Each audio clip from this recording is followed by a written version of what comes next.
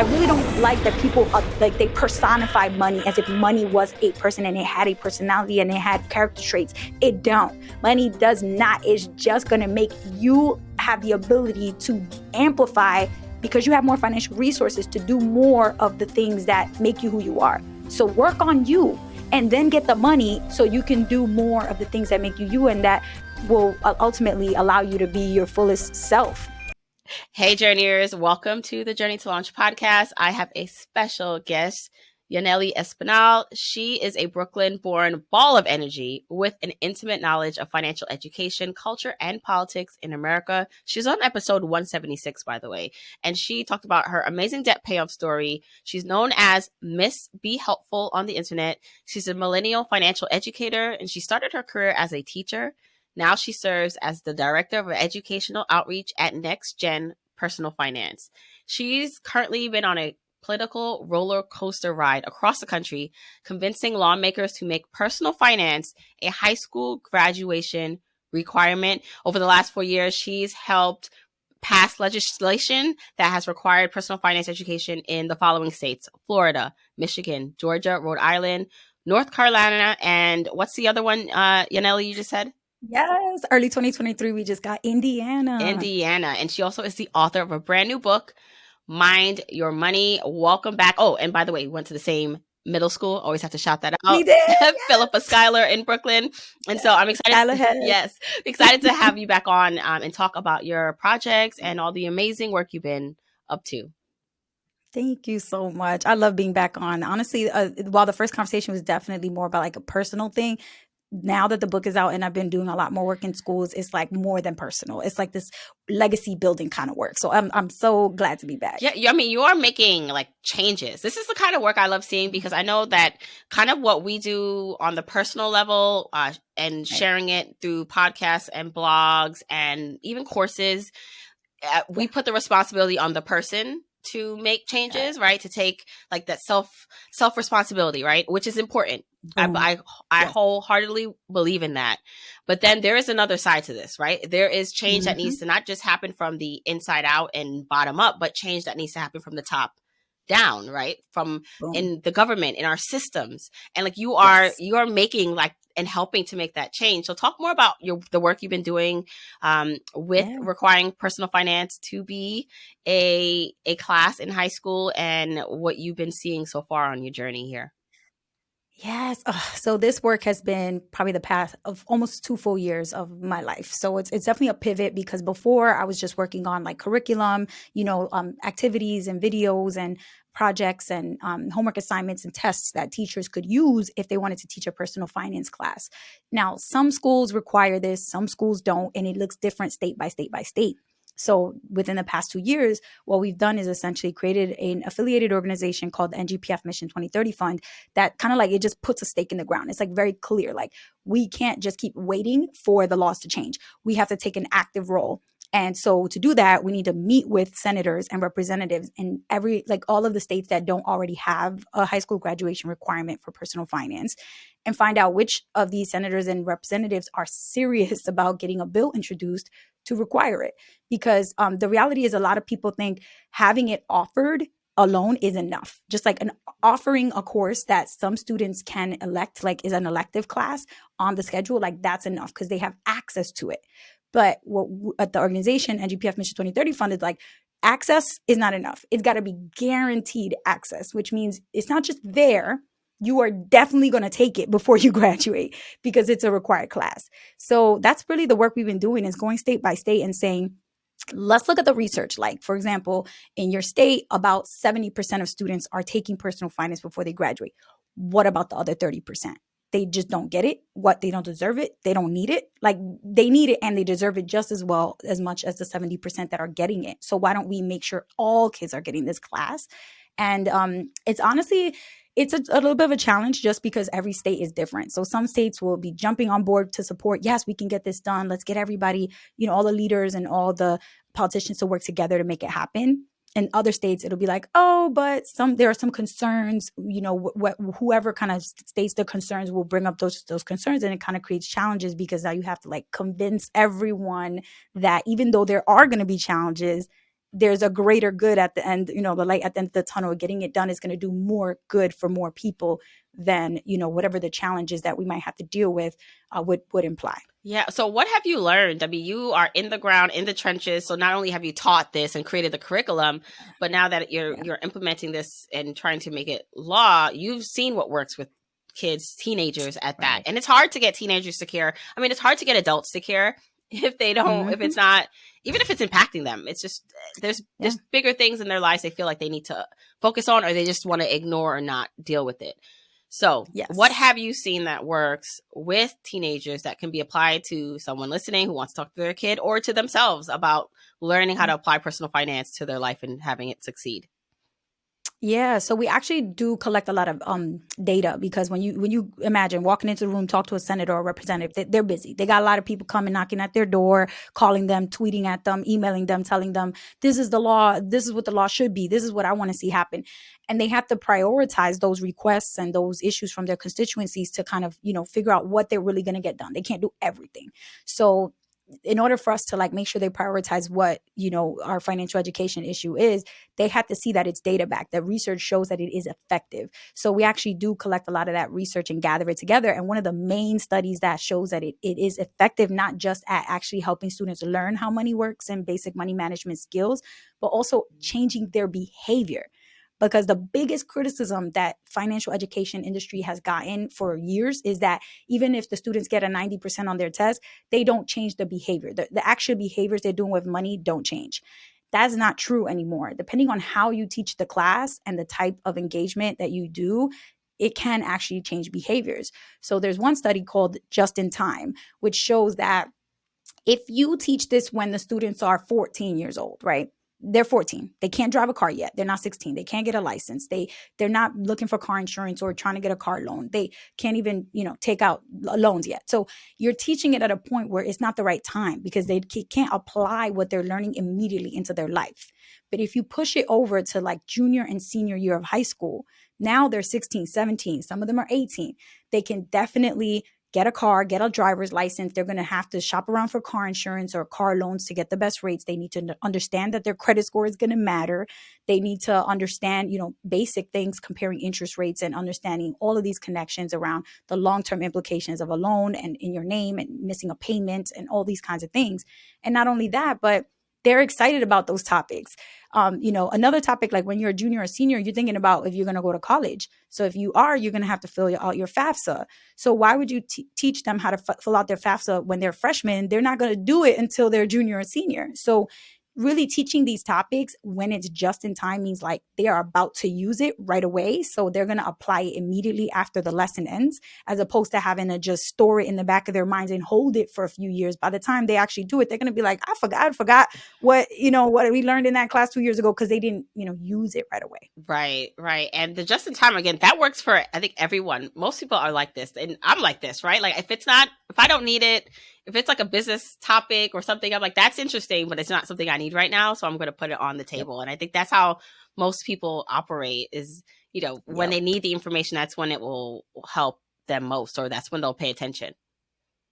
That's right. And it's tricky though, because then it's like, oh, well, for example, a topic like retirement, you try to teach them about retirement. They're like, retirement, like that's for old people. And they're thinking that's so far away. So the way that you teach it is that if you don't start now, you will not be prepared for retirement. So really emphasizing what they need to do today in order for them to be okay later. Because if they think of this as a thing I'll worry about later, then already off the bat, you haven't prepared them to think about this properly. So it's also about the framing, the hook that you use, the types of stories that you tell, so that your students are actually like at the edge of their seat and not like falling asleep snoring in the back of the class. Because the reality is their attention span is getting shorter and shorter because of TikTok and Instagram and YouTube shorts. Like the way the internet is moving, it's like you have to get me in 30 seconds or I'm out. Right. And that's the thing. So like it's harder. I mean, it's hard for us as adults. So imagine the kids and all this information overload that they get.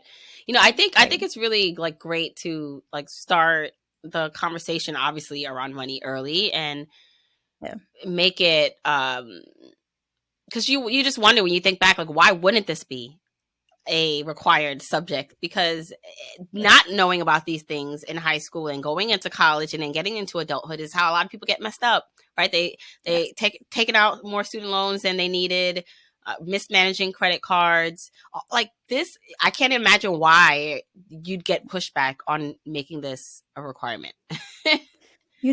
I'll tell you it's different in every state. So what I really wish, I mean, I just honestly, I think it's in general the education system too, because I think a lot of people don't actually understand how the political system works and that some Mm. things are federal issues and some are local. So education is not a federal issue. If it was, it would be very easy for the president or anybody to just wave a magic wand and say, everyone, no matter where you live, you have to teach this class. You have to, this is required for graduation. But education is a local issue, which means it's state by state by state. So in New York, for example, if in the state of New York, you could be learning one thing, and in the state of Massachusetts, you don't even learn that because the state decides what needs to get taught for high school graduation and what are requirements and what are not requirements, what are like more just like electives, or it could be offered, but it doesn't have to be taken. So because of that, imagine trying to get a job done that you have to do 50 times.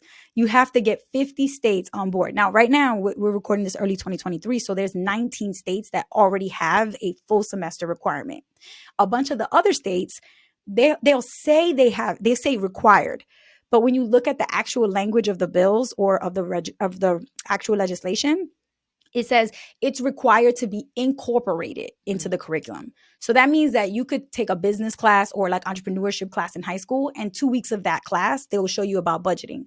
And then all of a sudden, that checks the box for the requirement because it was incorporated. It does meet the language, right? The legal language. So it's kind of like a little bit of that legal stuff and making sure we read the bills to see, like, are you getting away with just doing a project about banking and calling that a financial literacy requirement? Like, it needs to be 18 weeks minimum or more where you're just learning about personal finance. So you're not sharing this topic with another course like marketing or business or economics, because the reality is those are all different.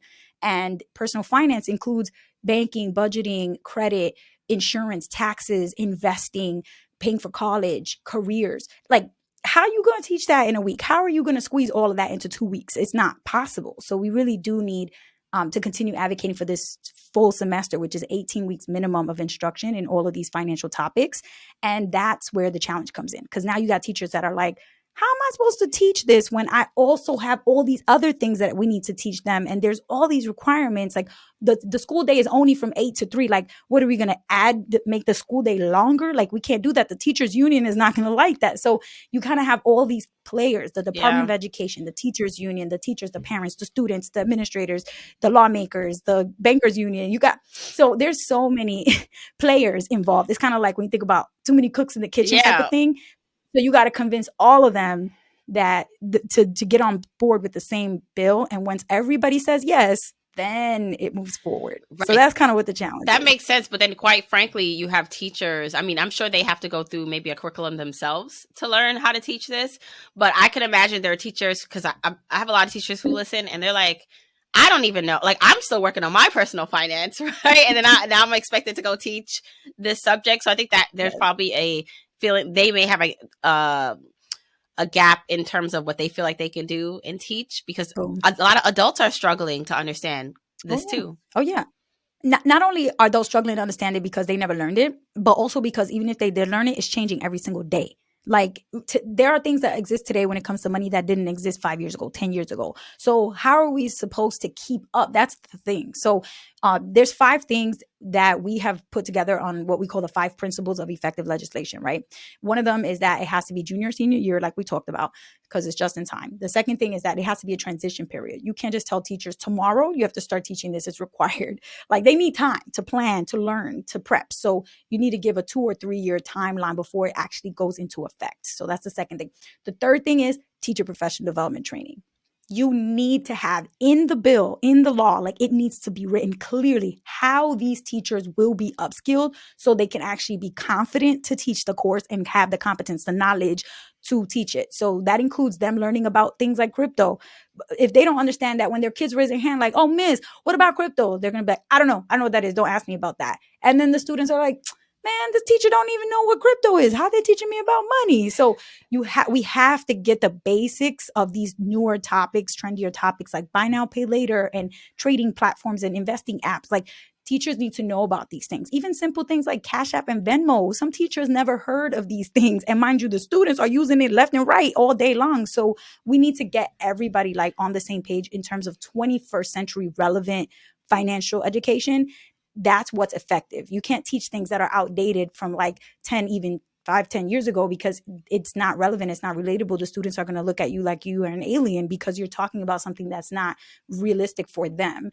So instead of balancing a checkbook, they don't got checkbooks. We need to be talking about how to reconcile your online bank or your mobile bank account. Yeah. And so, and the more tools and technology that comes out, the more teachers have to keep learning. So it's kind of like some teachers even will say, this is a lot of work. Like, I got to keep learning. And it's like, yes, but the more you do, like, think about it. It's like on the job training. Like the more time goes on, you have to keep upskilling. You can't, otherwise your skills are going to be obsolete in every 5 or 10 years. So the bill has to include language around training teachers so that they're actually ready and knowledgeable to teach this class with confidence. And not only for the to teachers to teach it to the kids. I think the motivation, if I were a teacher and I knew there was a workshop for me to help me with my finances, like when I get excited about it, when I see changes, then I'm excited to teach it to, my family and then my students. So I love that definitely is part of it. I want to talk a little bit about your journey from becoming, with it in the classroom to transitioning to working for a company that helps build the curriculum to now what you're doing, right? You talk about growing up and money. And I know you talk a lot about this in your book, which we'll get into, but I love how you just bring a really raw and authentic perspective that a lot of people don't talk about, maybe just because they're unaware to the conversation. So talk a little bit about merging that, like transitioning and making the transitions you made, and then like how money has played a role into those transitions. Actually, I think I love the framing of your question because that's actually how it happened. Like I left the classroom. I started working in financial education, nonprofit, and like started thinking about how to support teachers, right? I had just been a teacher, so I understood intimately what teachers need to do their job better, especially being obsessed with personal finance in my own personal life. I could make the connections between teaching and personal finance. One of the things that happened right away was I noticed that there was a disconnect with how financial education was being taught. It's like a one size fits all template. And it's like, okay, this is how you're going to teach this in every classroom. And it can't be like that. You have to personalize it to the students that you're teaching, because in the Bronx, financial education is going to look very different from how it's going to look in Oklahoma, or how it's going to look in, Milwaukee, or how it's going to look in Palo Alto. Well, not to even, I'm not just interject because you just said something about cars. And when you were talking, like, kids like talking about cars and growing up in New York, right? Like, even though like there are a lot of cars here, it's not like a normal thing for like a teenager to have a car in New York City growing up in New York. Like, and so even that conversation or the goal is different, even though I'm sure they want one, they're so used to transportation and now Ubers and like getting on the bus that it's for them, like that's a different conversation about what they're motivated by. Right? Okay, go ahead. Boom. And I love that you said that, because like, girl, I'm 33 years old. I ain't got no driver's license still to this day, which is very embarrassing. And I'm working on it, I promise. But it's just like, I never needed it growing up in New York City, man. Like, and that's the thing about my book. So like the connection that you were talking about with my experiences and then the stories, they can't be pulled apart. Like I always tell people, it's like café con leche. It's like milk and coffee. Like when you combine them, you can't take them apart again.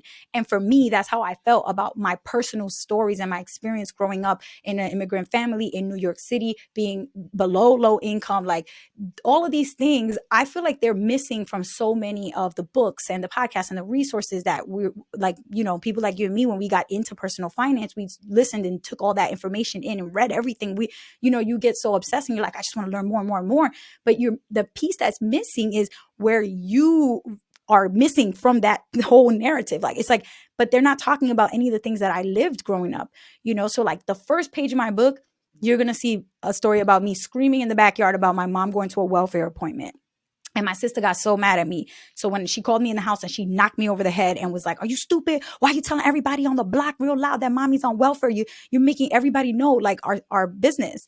And it's so funny because like, Bushwick, where Skylar is, like, everybody was on welfare back in, we were all on government assistance. All the kids got free or reduced lunch. It was a Title I school, like, and almost all the schools in the neighborhood were the same way. So it was this interesting psychology around, like, oh, we're ashamed of being poor, but like everybody, Who's we poor? all were in that struggle together. So what is it about money that, and in our cultures, that makes us come to America and immediately feel like there's this shame, there's this guilt, there's embarrassing, narrative around like talking about it. And so it dissuades us, and we're convincing each other like, we just don't talk about it. Act like you got it, but don't talk about it. And so I felt like we needed to just straight up name that and address that, in which I do in the first 2 chapters of my book, which is a lot about mindset and culture and my experiences growing up. And then the second piece of it is connecting that directly to systemic issues that need to change, because the reality is, like you said, like, you can change all you want on a personal level, but there's 2 approaches that have to happen at the same time in order for something to get done. The personal responsibility, which is kind of from the bottom up, and the top down systemic change. And they meet in the middle to actually create change. If you're only doing one from top down and not expecting anyone to take personal responsibility, it ain't going to work. If you only expect people to take personal responsibility and not putting any support from the top down with systems in place, then it's not going to work. So I really think they both have to be happening at the same time. And that's what I wanted my book to do, to like be a fusion of these personal stories and personal finance, and really looking at it from a personal level, but also the systemic change that needs to happen, and highlighting both at the same time. It's beautiful. That I love how you said you can't take apart the personal story and experience and then the financial education part or experience part of it, because you're totally right when you talked about everyone maybe in the neighborhood, even though everyone's similar, probably similar in terms of on government assistance and income levels, but they still are not talking about it. But yet still there is a need. I talk about this too as I'm editing and finishing up my book, just the inequity and social implications of like showing our wealth or showing that we are okay, in a country or in positions where you don't necessarily feel valued, and how, so you can't just say, you can just say, but you can't expect people to just listen when you say, don't buy that, you shouldn't want that luxury item. There's a bigger, deeper cultural and like it's deeper than just don't do it. And a lot for me, and it works for me. It's just, I just need people to acknowledge that difference. You don't have to always solve it, because it's deeper than us, it's bigger than us. But I think when we're talking about this way, someone who may be apprehensive, because I don't want to tell someone just telling me who has no clue about my background and my immigrant story, and or growing up poor, or just right at that middle class level, telling me that, oh, it's easy, just do this. And it's just like, there's more to it. So I love that you bring that into this, to the conversation. Yeah, there's so much more to it. And like, even just one simple thing I'm thinking off the top of my head is like the experience of like budgeting, right? Like, everybody's always like, pay yourself first, and like, you make a budget like this and do things this way. And it's just like, again, cookie cutter template type of advice that we all get when we start learning about money and personal finance. And in my book, I'm like, one of the things that I never saw mentioned or never, witnessed conversations around in the space of personal finance is when your budget includes things that are not your traditional cookie cutter type of category in a budget, like remittances. And I put in there a line about how I watched my mom stretch her dollars to reach the Caribbean. Somehow, some way, she never had money, but somehow she always had to send money to her sisters and brothers, to my aunts and uncles in the DR. And I watched her do that. And somehow I learned about budgeting from so many different books and websites and articles and podcasts, never, ever mentioned anything about remittances. And yet when you read the statistics, they're like, oh, communities of color and low-income communities, they don't fund 529 plans. They don't invest for their retirement. They're underprepared. And it's like, why?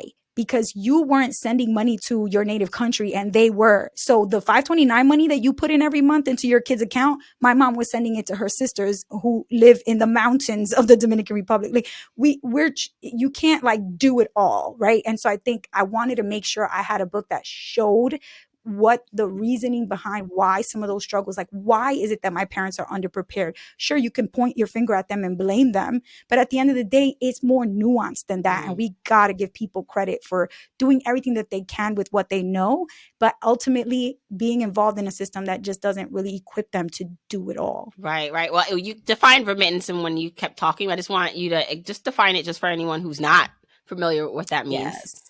Yeah, so I talk about that. The word was new to me. I mentioned in the book, like, I didn't know there was a word for this, but there's a whole word for it, which is the word remittances, which means that you are sending resources, generally going to be money, financial resources, to your native country when you're not originally from the US. So that would be a lot of immigrant communities who send money back to Jamaica, to Mexico, to Dominican Republic, to their families, because while they're living here as Americans, they came from a native country and still support the family that they have back there, whether that be their parents, their siblings, other kids they may have back there. So it's this constant, like, having your right foot on one land and your left foot here in the US, and constantly trying to financially be supporting your life here while also your family's life back home.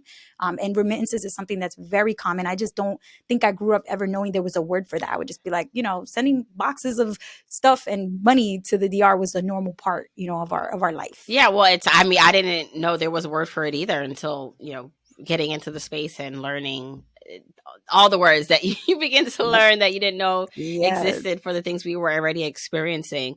So talk about someone who is experiencing that. I think one thing that happens when you are almost like the model immigrant child, Berna was on the Yep. podcast. I think, what was the name? She used a word for it. I love it. Was like the alpha immigrant daughter or something she Yep. said, like, so she's responsible for everything, or Mm-hmm. to make those decisions in her family. So Yep. as someone who is most likely that in their family, who helps organize, probably makes a good amount of money compared to maybe some other family members. And there's probably a lot of people listening, because I imagine if you're listening to this podcast, you are that already, or you're striving. You're well on your way to being that, because you're educating yourself and you're taking that personal responsibility part of things. But That's how right. do they balance, though, rising and making more and managing their money well, so that they are okay, but then also not feeling like they're leaving their family behind, or creating boundaries that may be harsh, that they may not have done before, but they need to in order for them to succeed? Yes. I mean, I would tell you there are two things that made a drastic difference in my life and my ability to be able to help and mentally and financially be able to deal with it. Number one was making more money, and number two was therapy. So for me, I feel like when I felt the guilt and the shame and the embarrassment of not being able to, like, retire my parents at 29 years, when I was 29 years old, like, that didn't feel good. Like, I obviously want to be able to do that, but going to therapy and talking openly about, like, my situation and what my thoughts processes with all of this, like, you realize that it's not realistic for you to put the weight of the world, the weight of your entire family on your shoulders, and that you can only do but so much. But you have to find out, what is that but so much? What is that? How much money is that? How much time is that? How many resources can you actually realistically offer? And be real with yourself about what it is, and then do that. Like, go full into that, be that, because that's what you can do.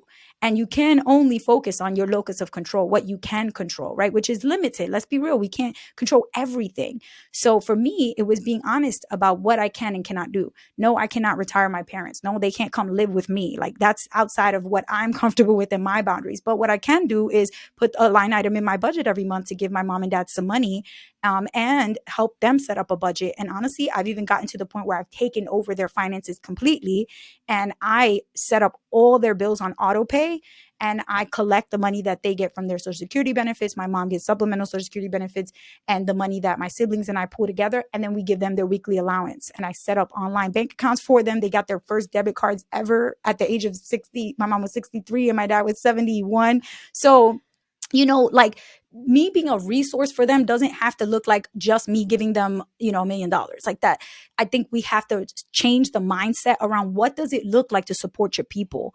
Because for me, that means showing up for them, helping them navigate financial decisions and choices, and honestly, online bill pay, which is something my parents couldn't set up for themselves, but has been a huge relief to them, to know that they don't have to call up Con Edison to pay the electric bill. They don't have to call up. It just gets paid out of the account, and there's money in there because we've set it up in a way where money's constantly inflowing. Like, these structures and systems can be a huge help and provide the stress relief that you want to provide with your family, even if you can't provide that with an envelope full of cash. So I think I had to change my mindset about what it looks like for me to help mommy and papi, and also to get others involved. Mm-hmm. I can't do it all alone, but thankfully I come from a big family. I have 8 brothers and sisters. So we all get on a Zoom call and we all organize, okay, what's going on right now? I think we're going to need to up the contributions this month because we need to do construction, or because something happened. And, we just have to openly talk about these things so that it doesn't have to be this weird, secretive, mysterious, negative thing.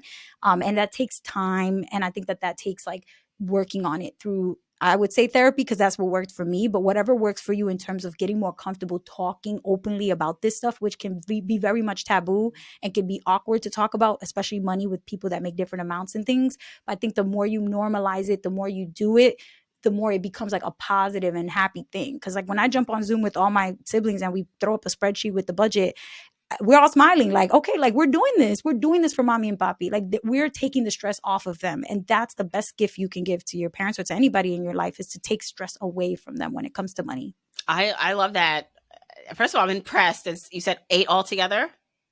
Yeah, Or 9 of us. 9? I'm Okay. one of 9. So I have 4 So brothers and 4 sisters plus me. 9 altogether. And I'm sure, every siblings always have their things and their whatever, but I'm impressed that the 9 of you, whether, have come together to do this. Cause I feel like sometimes it's 2 people and they're not coming together and they're not able to do this. So how would you navigate in a situation where maybe a sibling is not participating, and not just because they don't have it, but because they're just, it's not a priority for them? How do you let go of that resentment or expectation from them? What would you do in a situation like that? Yeah, I mean, I'm gonna be honest. Like, there's 9 of us. A couple of them are a little too young. One of my little brothers joined the military recently, and he, honestly, he's just getting started with his own adult life, so he can't really contribute like that much, and that's fine. Like, I think what I try to do is just like lead with empathy and like put myself in their situation. Okay, be their age, be in their situation. Now, I don't have children, so immediately I always have to think about my siblings that have kids. I'm like, first of all, I would not understand that they have to do so much for their kids that I don't have to worry about financially. So if they can't put in this month, or if they have to put in a little less, like I am going to give all the grace, because again, I'm using empathy to understand that their situation is extremely different from mine, and we all have very individual circumstances. So I think it's just really trying not to assume the worst about somebody who may not be putting in as much as you feel like they should be putting in, and just do you. Worry about you. What are you putting in? Are you doing the most that you can?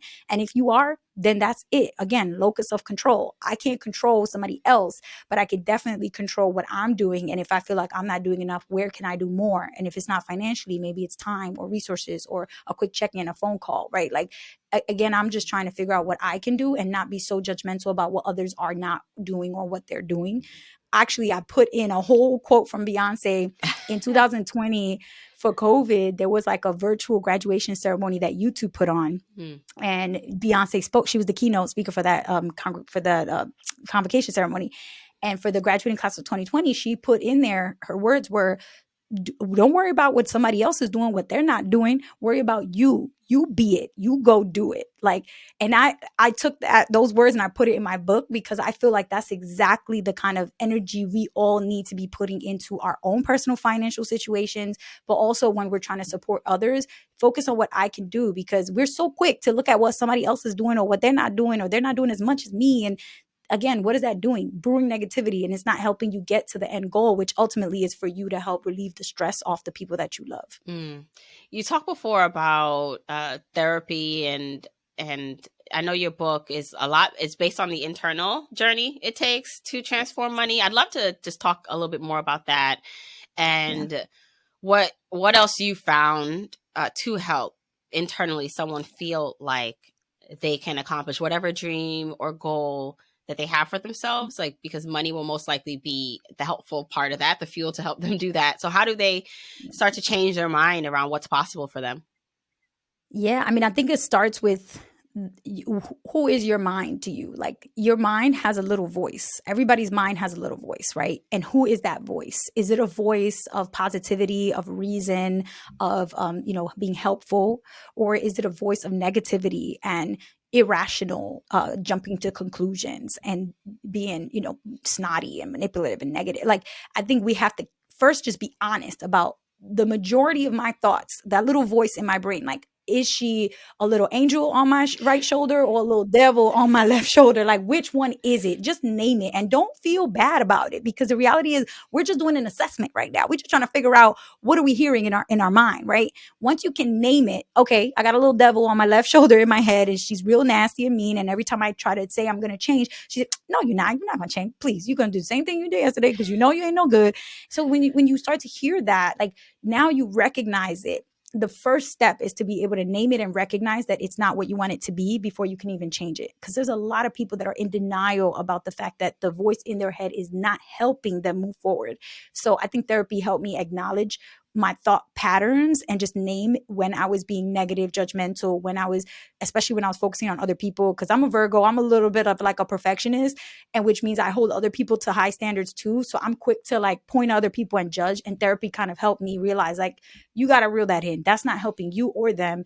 And just, checking myself when I feel like I'm having those thoughts. So first thing is identify that voice. And then the second thing is start trying to acknowledge when those thoughts happen so that you can create a new thought immediately after. Because if you have one negative thought and then you immediately recognize it was a negative thought, you can force yourself to think 3 positive thoughts immediately. It's like triple the positivity on purpose. And the more you start to do that, and at first it's weird, it's awkward, it's like, it's cumbersome because you're like trying to pick your thoughts and then try to change them. And it's not natural. I'm gonna tell you right now, it's not natural, but it's work. And if you do it, your brain, the little voice in your brain will literally change. It will be a new voice and you'll actually be able to like ignore the negative stuff, or it won't come up anymore. So I feel like for me, that was multiple years of a process of working on my own thoughts, especially with money, because I would tell myself like, oh, I'm not going to do this with money. And then later on, of course, I would do it anyway. And so I had to really get serious about, why am I doing this? Like, if I don't believe in myself and hold myself to a high standard, who's going to do that for me? Like, nobody's going to do that for me. So I have to really be that tough person on myself. And it can be tough love. It doesn't have to be tough and nasty, right? I think that's the key here. So when it comes to money, it's very much tied with your mental health. I think that your mental health is number one, because it's going to affect the way you think about everything, and especially infiltrate your thoughts when you're starting to plan around money or make changes to your financial habits. So I would say that's the key. And for me, one thing that helped me with that was just learning about behavioral finance, or behavioral economics is more accurate. Behavioral finance is like your psychology when you're investing money in the stock market. Behavioral economics is your thought process with all money decisions that you make: budgeting, taxes, invest, saving, everything. So behavioral economics is more of like a science around what happens in your brain when you're using money and thinking about money. And for me, that's why my chapter 2 in my book is all about the behavioral science, the behavioral economics, because that once I started learning about it, I realized, oh, that happens to me all the time. Like, I'll literally justify in my mind why it's okay for me to buy this, even though I have 2, 3 of the same ones at home. And once I started to pick up on these biases that have names, kind of like naming like a remittance, like putting a word to it, now you can actually identify it, name it, and call it out and check yourself and start to change those behaviors. I love that. I mean, our mind. When I think about how powerful, I'm thinking about sports now, and someone like the greatest athletes, or anyone who's really good at what they do, and especially the ones that they say, like, I was not the most talented person, like I was not the most athletic.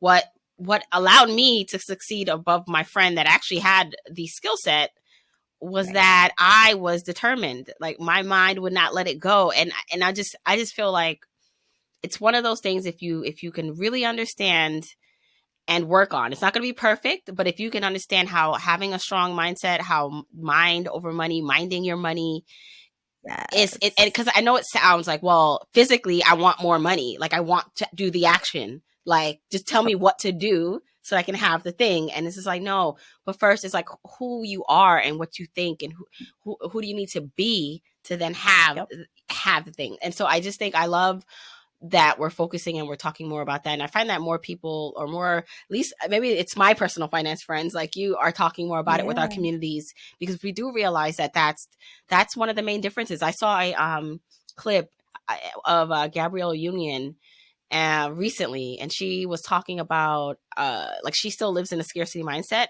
Her, she's with Dwayne Wade. He makes, I know he makes a lot of money. She makes a lot of money, but she still feels that it's not enough, that if something doesn't go right for her, like with a project, then is she going to be able to, is someone going to be able to eat? And I'm like, look at that. Wow. Like still at Wow. that level of wealth, Level. she still is feeling like if something happens, it's not enough.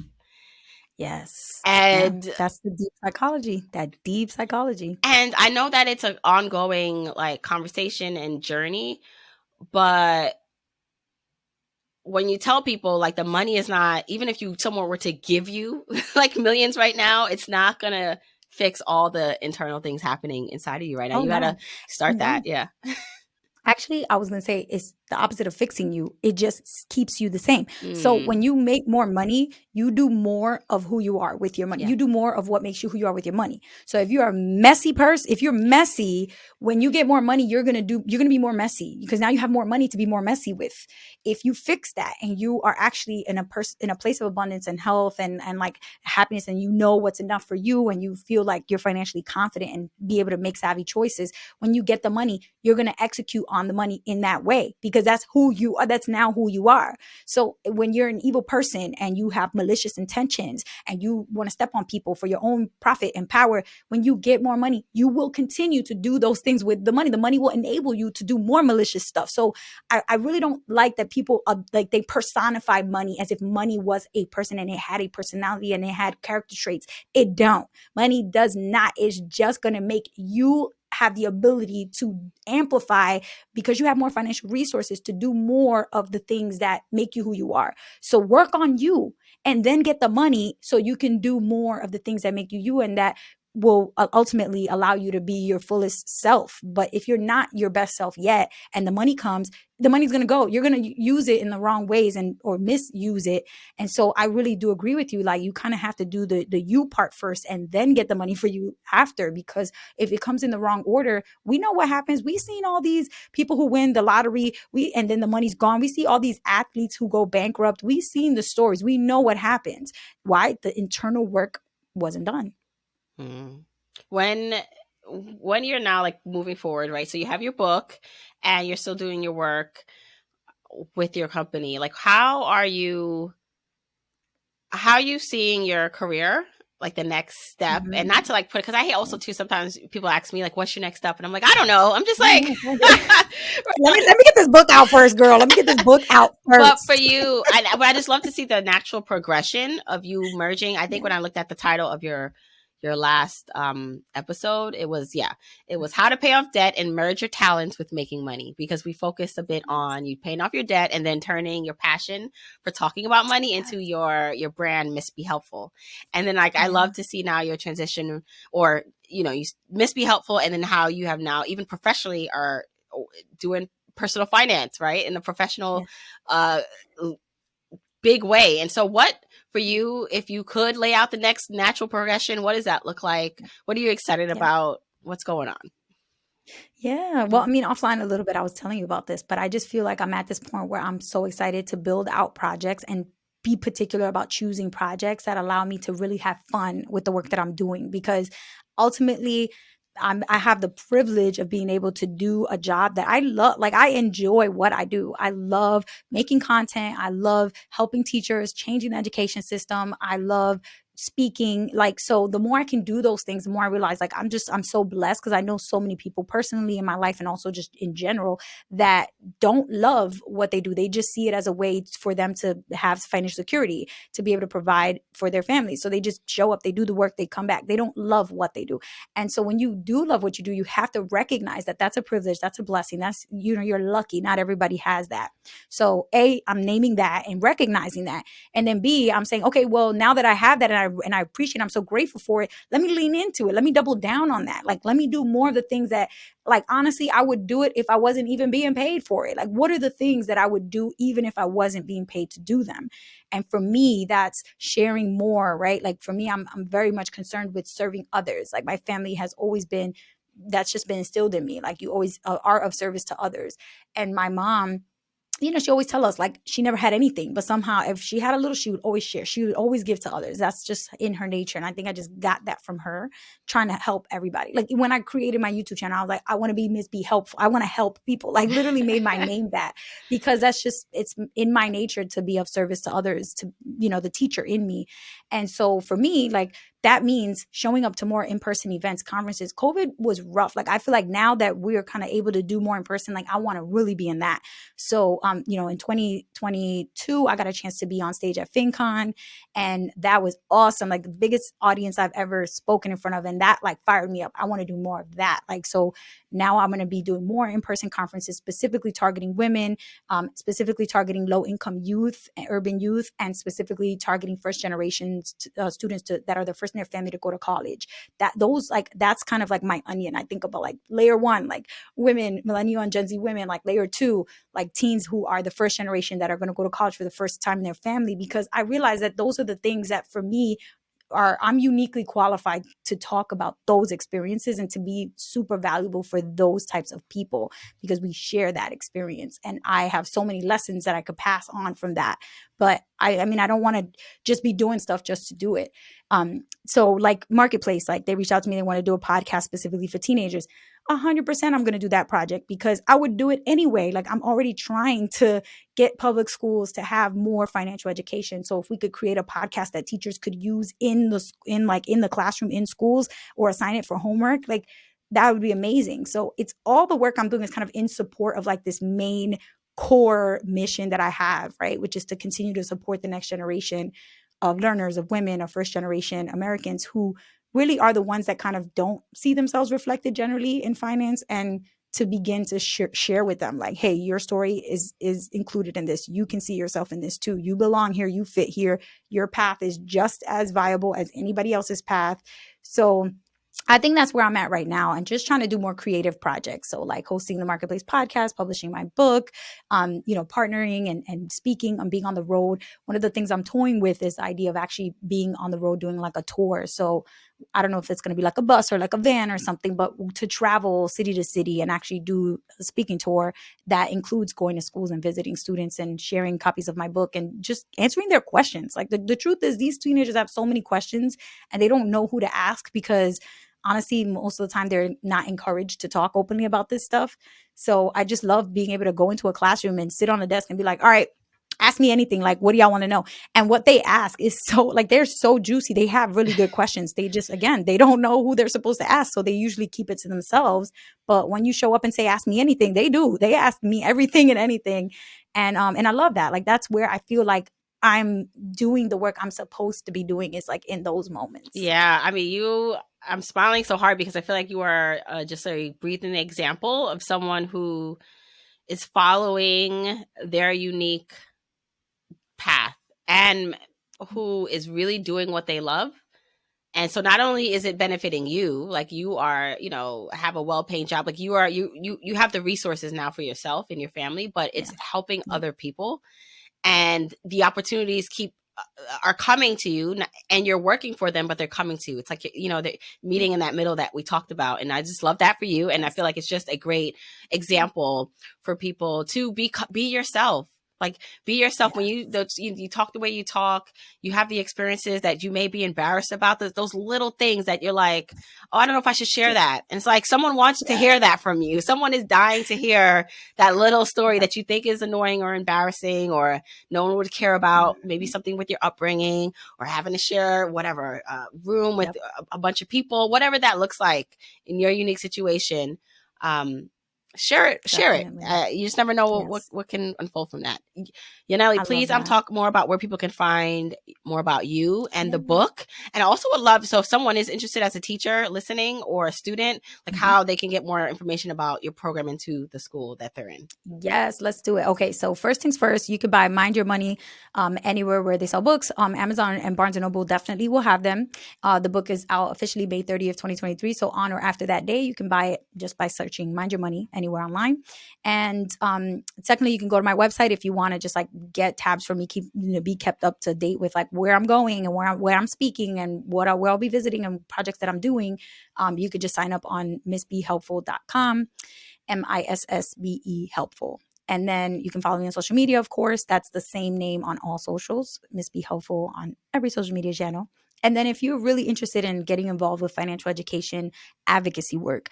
NGPF.org, Next Gen Personal Finance is what the acronym stands for. So NGPF.org is the website. They have a bill tracker on that website where you can actually see if there's active legislation in your state right now. If you want to testify, you can literally show up at the state capitol and speak to the education committee on the Senate side or on the representative on the House side. And you can tell them like, hey, my name is blank, blank, blank. I live in zip code, blah, blah, blah. I'm in your constituency. And this is what I think. I think this bill needs to be signed into law. I think everybody in this committee needs to vote yes, because this, and this. So your voice can be on public record as a person giving testimony, providing testimony in support of legislation to promote financial literacy and get it required in schools. It's just a little bit of a clunky process because sometimes they like decide to add it to the agenda like the day before. So you kind of have to be watching the bill and looking at how it's moving through the process and like just be ready like to pack a bag and go like any day. So it's kind of annoying because only certain people can actually, do that. But if you are willing and you want to keep track, we have a bill tracker on ngpf.org's website that will tell you every step of the bills along the process. And you can also download, we have like a whole advocacy toolkit. So if you're a teacher or a parent, and you know that your school doesn't require financial literacy for every student, you could download a free petition template and you can pass around a petition to your community, to your students in all your school, to the parents, to the teachers, and start a petition to get your school to require it, regardless if the state requires it or not yet. So there's different things you can do to advocate, like from a grassroots level, kind of working your way up, because we're working from the top down, but we need everybody, like we said before, to kind of go bottom up too, and we meet in the middle with success. So definitely check out the advocacy toolkit. And then, of course, just, reach out to me if there's any questions about my work, about my book, about speaking, about education work. Like, I'm an open book on social media and also just, in general. I love talking about this stuff. So if you do have questions, don't be shy to reach out. Is there a curriculum that a teacher can download? Like if they want to teach something in their class, would they get it at the same website? Yes, I love this question because yes, the answer is yes. It's 100% free. So NGPF is a nonprofit. It's a 501c3 and there was a financial endowment put in place. So kind of like Harvard and Yale, they have their endowment funds, which they're never going to run out of money because they basically just spend a tiny percentage, which they earn in interest each year. That's how an endowment works. And that's how NGPF is funded. And it was created by our co-founder, Tim Ranzetta. So the money is always going to be there to make sure that you never have to pay for the lesson plans, for the curriculum, for any of the professional development for teachers. So if you're a teacher, you're listening right now, there's free training. I teach some of them. I teach investing, advanced investing, and cryptocurrency basics to teachers. I've taught thousands of teachers already in the past couple of years. And then you get a certification. It doesn't really it's not like an official like degree or anything, but it's just a way for you to say like, I've studied this topic and now I have the confidence and the knowledge to teach it. So you can take as many certifications with us as you want. They're all free. There's also some like on demands that you can do in pajamas in your bed with tea on a Sunday morning. That's like an hour of information about like what's buy now, pay later, what's an iBond, what's Robinhood. Like you can just learn little things like that to help you teach better. And all of this is for free on ngpf.org. Oh my gosh. I'm going to be linking all that in the show notes. And this is my last random question. This is really random for people listening, but I feel like you talked about this. You shared this online. So do you still sleep in a hammock? Yes. Oh my gosh. Okay. So my boyfriend and I we have an even bigger hammock. We have a double XL cotton Brazilian hammock, but I'll tell you the truth. When we moved to Miami, it kind of got a little harder to keep doing the hammock because when we lived in our old apartment, we actually put nails right into not nails, but like giant hooks right into the walls. And so the hammock hung from one wall to the other wall across our room. And I have it on a YouTube video. If you ever want to see what the heck is she talking about, there's a YouTube video with my boyfriend and I where we show it and it's so comfortable. But when we moved to Miami, the apartments are built like they're poured concrete. So it's not the same. You can't like put stuff into the walls. So we had to buy a hammock stand. And the hammock stand is like a giant metal U shape that you then hook the hammock into. And I'm not going to lie, it hangs different. So it hasn't been as comfortable for us.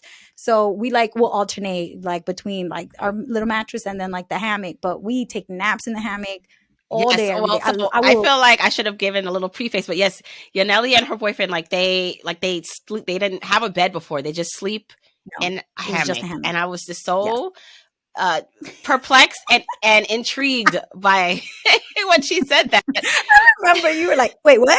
Come again? So So she's just Yes. giving us an update, and so now I'll have to link the video to the hammock Yes. video. I'll let you know which one it was. But in reality is like actually it started happening because he was having back pain Mm. and he was like looking up on Reddit through every rabbit hole on the internet. And it said the best thing is two things. One is to lie down on the ground, like flat on the floor, or like those Japanese cots are like called like tatami mats where they're super thin so that your back can actually, you could get the spinal alignment and you will get rid of that back pain. But the second thing was a hammock. So we tried both of them. He got a tatami mattress and a hammock, and we ended up just liking the hammock better. It felt like taking a long nap in paradise. And so we just kept it. But these days we definitely go back and forth a bit more, and we have to figure out the comfort with that hammock because that the way it hangs, it's not as comfortable as it used to be. I just love it. I love it. All right. Well, Yanely, thank you so much again for coming back on the show. Thank I know that this will you. be a blessing to someone, maybe everyone who listens. So thanks again. Thank you. So much fun.